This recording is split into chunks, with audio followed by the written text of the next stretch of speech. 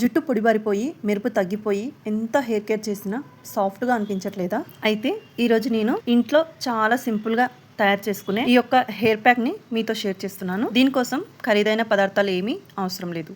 మన ఇంట్లో సులభంగా దొరికే అరటి పండ్లు, కలబంద, కొద్దిగా కొబ్బరి నూనె చాలు. ఈ మూడింటితో నేను హెయిర్ ప్యాక్ ఎలా తయారు చేస్తానో చివరి వరకు చూడండి. ముందుగా ఈ హెయిర్ ప్యాక్ కోసం నేను తీసుకున్న పదార్థాలు ఏంటో చూద్దాం. ఇక్కడ నేను 2 అరటి పండ్లు తీసుకున్నాను, తర్వాత ఒక ఫుల్ కలబంద ఆకును తీసుకున్నాను, చివరగా 1/2 టీ స్పూన్ కొబ్బరి నూనె తీసుకున్నాను. ఇంతే మన హెయిర్ ప్యాక్ రెడీ చేసుకోవడానికి కావాల్సిన పదార్థాలు. ఇప్పుడు దీన్ని ఎలా తయారు చేశానో స్టెప్ బై స్టెప్ చూద్దాం. ఫస్ట్ అయితే 2 అరటి పండ్లను తీసుకున్నాను, వాటి తొక్క తీసేసి మిక్సీ జార్లో అరటి పండ్లను చిన్న చిన్న ముక్కలుగా కట్ చేసుకున్నాను. ఇలా చిన్న చిన్న ముక్కలుగా కట్ చేసుకోవడం వల్ల మిక్సీ జార్లో బాగా స్మూత్గా బ్లెండ్ అవుతుంది. కట్ చేసిన అరటి పండ్ల ముక్కలను పక్కకు పెట్టుకోవాలి. అరటి పండు జుట్టుకు మంచి కండిషనింగ్ ఇవ్వడానికి ఉపయోగపడుతుంది కాబట్టి ఈ ప్యాక్లో ఇది చాలా ముఖ్యమైన ఇంగ్రీడియంట్. నెక్స్ట్ వచ్చేసి కలబంద తీసుకోవాలి. కలబంద మనం చెట్టు నుంచి కోసుకున్నాక ఒక 10 మినిట్స్ నీళ్ళలో వదిలేసేయాలండి. ఎందుకంటే కలబందలో నుంచి ఎల్లో లిక్విడ్ అనేది వస్తుంది.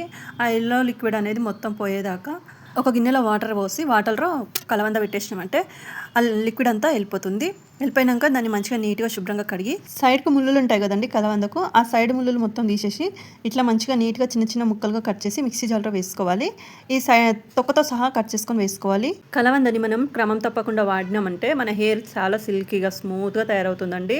ఇది స్కిన్కి హెయిర్కి చాలా మంచిదండి. కలబంద రెగ్యులర్గా వాడితే మాత్రం మన హెయిర్ స్కిన్ చాలా బ్రైట్గా మంచిగా నీట్గా ఉంటాయండి. చూడండి, ఇలా చిన్న చిన్న ముక్కలుగా కట్ చేసుకున్న కలబంద అరటి పండుని ఇప్పుడు మంచిగా మెత్తగా మిక్సీ పట్టుకోవాలి. మనం బనానా వేసాం కాబట్టి చాలా స్మూత్ పేస్ట్ లాగా అవుతుందండి. అసలు క్రీమీ టెక్స్చర్ వస్తుంది, అంత మంచిగా బ్లెండ్ అవుతుంది ఇది. ఇప్పుడు మిక్సీ జార్లో బాగా బ్లెండ్ చేసుకున్న ఈ పేస్ట్ని ఒక జాలితో వడగట్టుకోవాలి. ఈ స్టెప్ చాలా ముఖ్యమైనదండి. ఎందుకంటే పేస్ట్లో మిగిలిపోయే అరటిపండు లేదా కలబంద ఫైబర్స్ జుట్టులో ఇరుక్కోకుండా ఉండటానికి ఇలా మొత్తం జాలితో వడగట్టుకున్నాక చాలా స్మూత్ పేస్ట్ వస్తుందండి. క్రీమీ టెక్స్చర్ ఉంటుంది. చాలా ఇలా అంటే మన వెన్నపూస ఉంటుంది కదా, అలా ఉంటుందండి. స్మూత్గా చాలా బాగుంటుంది ఈ ప్యాకు. ఇలా స్మూత్గా చేసుకున్న తర్వాత హెయిర్కి అప్లై చేయడం కూడా చాలా ఈజీగా ఉంటుంది. ఇలా పేస్ట్ అంతా మంచిగా వడగట్టుకొని చూడండి ఎంత క్రీమీ టెక్స్చర్లో వచ్చింది. చాలా అంటే చాలా బాగుంటుందండి మన హెయిర్కి. మన హెయిర్ని సిల్కీగా పట్టులాగా స్మూత్గా చేస్తుంది. మనం యాడ్స్లలో చూస్తుంటాం కదా, ఇట్లా హెయిర్ బ్యాండ్ పెడితే కిందికి జార్ వస్తుంది, అలా అవుతుందండి హెయిర్. అంత సిల్కీగా అవుతుందని నేను చెప్తున్నాను. ఈ ప్యాక్ అంత మంచి రిజల్ట్ ఇస్తుంది, అందుకోసమే చెప్తున్నాను. ఇలా మొత్తం వడగట్టుకున్నాక ఇప్పుడు ఇందులో 1/2 టీ స్పూన్ కొబ్బరి నూనె వేసుకోవాలి. కొబ్బరి నూనె వేసిన తర్వాత ఈ మిశ్రమాన్ని బాగా కలపాలండి. అరటిపండు, కలబంద, కొబ్బరి నూనె 3 బాగా కలిసేలాగా మిక్స్ చేసుకోవాలి. ఇప్పుడు చూడండి, కోకోనట్ ఆయిల్ వేస్తున్నాను. కోకోనట్ ఆయిల్ వేసి ఒకసారి మిక్స్ చేసుకోవాలి.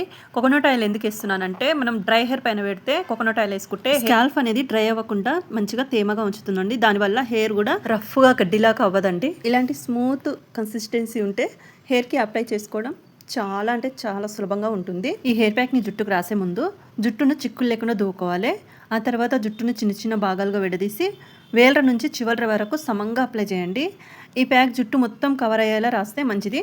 అప్లై చేసిన తర్వాత వేళ్ళతో 2-3 నిమిషాలు నెమ్మదిగా తలకు మసాజ్ చేయండి. ఇలా చేయడం వల్ల ప్యాక్ జుట్టుకు బాగా అంటుతుంది. ప్యాక్ బాగా కవర్ అయ్యేలా చూసుకోవాలి. ఇలా మొత్తం హెయిర్కి ప్యాక్ అప్లై చేసుకోవాలి.